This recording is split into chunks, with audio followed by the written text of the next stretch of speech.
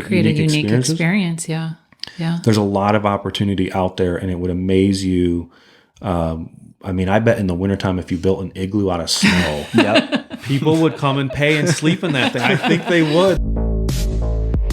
Keep It Tiny, a show where we discuss in depth the business side of tiny homes, glamping, tents, domes, and everything in between.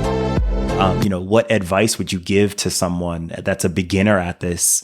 And then, at various steps, whether they are just getting into it, whether they own some land and they're thinking of something to build, just whatever was the biggest aha moment for you throughout this journey. Go first. Take the risk. Yeah. Yeah, absolutely. I think,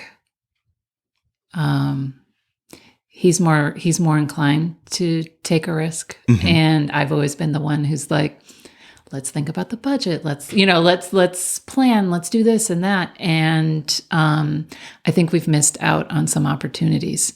And I don't like that, Mm-hmm. So I think I've learned that you just need to take the risk. Yeah. You have to just go for it. Got to go for it.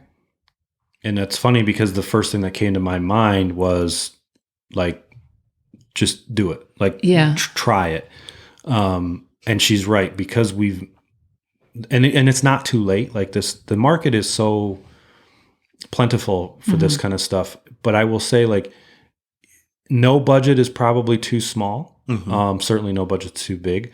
It's all about like kind of curating it to what it is, into an individual's perspective of what is ideal for them or where they see it. But, obviously calculating the economics of it, making sure like it will generate money if that's your end goal. Mm-hmm. But just like go for it and learn, and the information's out there. Don't be afraid. I mean, it can be daunting when you feel like you don't know what you don't know, but I promise you, it's like, as you start to try it and put things into motion, things fall into place in a way that you might not know up front, but it will. And I mean, You think having conversations with people is a big one? To some extent, but I will say too, don't be swayed by somebody that tells you it's a bad idea. I mean, look, that's true. When we've I stop talking to people about things because I'm just like, I'm not taking, and that's the one thing, is I don't listen to a lot of other people's opinions about things. Like if I feel confident about something, I'm going to go I'll learn it on my own. Like I'm not going to learn it through something that you're telling me that where you know less about it than I do. And you're trying to tell me that this is a bad idea. I was like, no, like I'll learn this on my own, or I'll show you differently what this actually is. But so you got to be cautious about that. I will say it helps to like get people who are encouraging, I would say, but don't feel, if all you can do is something really small, don't be shy about it. Like try it. 'Cause I'm telling you, people will sleep in the simplest of things. I mean, they really will. They're just looking for a unique, if this is what the goal is, is to create a unique experience. Yeah. Yeah. There's a lot of opportunity out there, and it would amaze you. I mean, I bet in the wintertime, if you built an igloo out of snow, people would come and pay and sleep in that thing. I think they would. Like, I mean, you need the snow to do it, but honestly, I think that people would do it. And if you can only start small, right? It's only going to just start. It's your start. And then that's where things start to build and kind of snowball, right? Yeah. You kind of build off of that, and then you can keep going. And I guess the one last thing that I will want to mention, because I think it has been the most intimidating factor for us too, is the finances side of things. Like if you don't have a stockpile of cash, or you feel like, oh man, I've only got a little bit of savings, and you're apprehensive about like draining that or fully tapping into that, I would say try to find a way that you can finance something on something that is comfortable for an individual, because then that's different for everybody. If that's what it's going to require to get you into it, don't shy away from that, because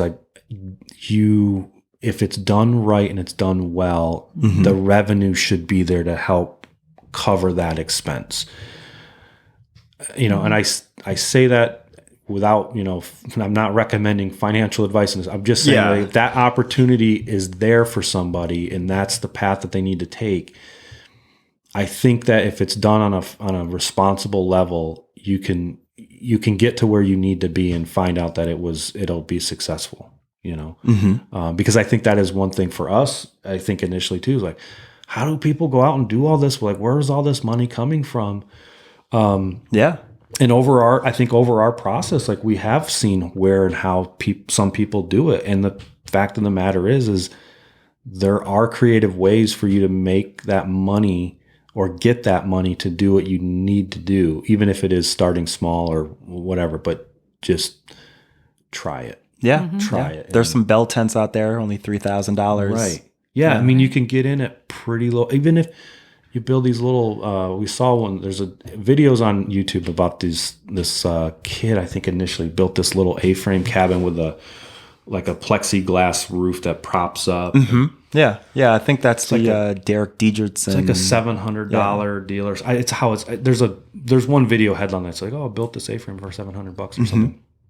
There's a woman in Florida that built one of these, and it makes like $20,000 a year or something like that. So my point is like you can, for under $1,000. I mean, less than my Goal Zero setup, right? Yeah. You could have a structure that you could rent out for some fee that, you know. So it's just trying it. You know, don't be afraid to take the risk. Yeah, and trying and learning things trying things is the best way to learn things. As you're in the process of it, you just start accumulating so much knowledge and information that, you know, your next move is better than your last.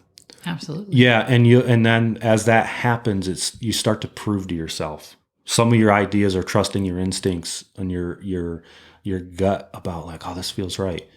You develop that. It starts to hone in, and then the next thing you know, you have one under your belt, and then, you know, 2 or 3 more planned.